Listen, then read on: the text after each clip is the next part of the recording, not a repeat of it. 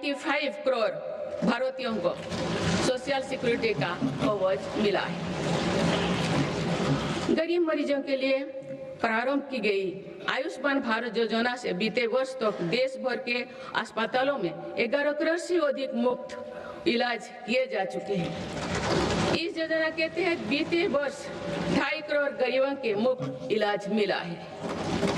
बीते लगभग 1.5 वर्ष में करीब 1 करोड़ बुजुर्गों को वय वंदना कार्ड जारी किए गए। इनकी मदद से करीब 8 लाख बुजुर्गों ने अस्पतालों में भर्ती रहते हुए अपना मुफ्त इलाज कराया है।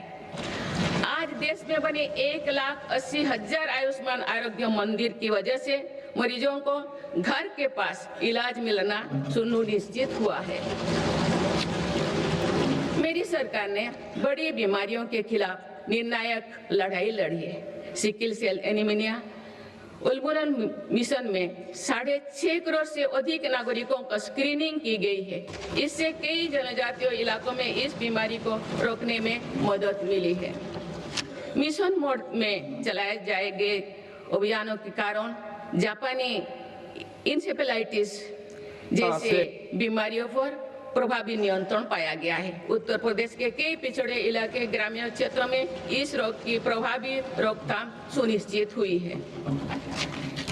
ये गर्व की बात है कि विश्व स्वास्थ्य संगठन में भारत को आंखों का संक्रमण ट्राइकोमा से मुक्त घोषित कर दिया है। मेरी सरकार हर नागरिक को बीमा सुरक्षा देने के लिए भी प्रतिबद्ध है। प्रधानमंत्री जीवन ज्योति बीमा योजना और पीएम सुरक्षा बीमा योजना की इसमें बड़ी भूमिका है। इन योजनाओं से करोड़ों जरूरतमंद नागरिकों को बीमा कवरेज मिला है। इनके तहत 24,000 करोड़ रुपया से अधिक का क्लेम भी दिया गया है।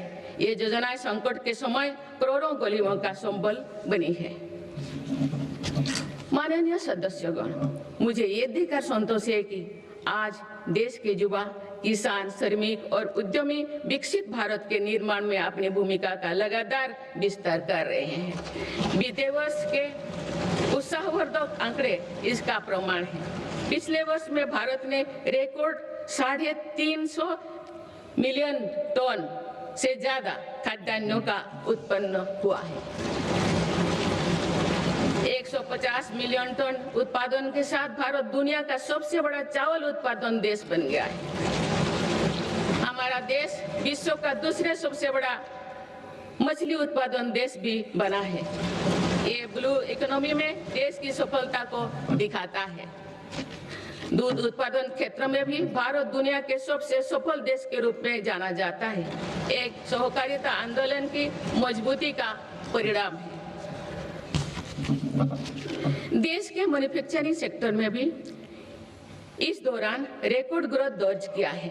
मोबाइल मैन्युफैक्चरिंग जैसे फील्ड में भारत अब दुनिया का दूसरे सबसे बड़ा देश बन गया है। 2025-26 के पहले 5 महीने में भारत का स्मार्टफोन एक्सपोर्ट 1 लाख करोड़ रुपया के पार हो गया था। इस साल भारत ने 100 से अधिक देशों को इलेक्ट्रिक व्हीकल का निर्यात शुरू किया। माननीय सदस्यगण, मेरी सरकार भ्रष्टाचार और घोटाला से मुक्त व्यवस्था का निर्माण करने में सफल हो रहा है। इससे करदाताओं की एक पाई देश के विकास और जन कल्याण से खर्च हो रही है। भारत आज आधुनिक इंफ्रास्ट्रक्चर पर अभूतपूर्व निवेश कर रहा है। जल, थल, नभ हर क्षेत्र में भारत की तेज गति आज विश्व में चर्चा का विषय है।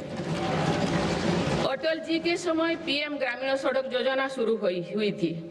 बीते 1 वर्ष में भारत ने लगभग 18,000 किलोमीटर नई ग्रामीण सड़कें जोड़ी है।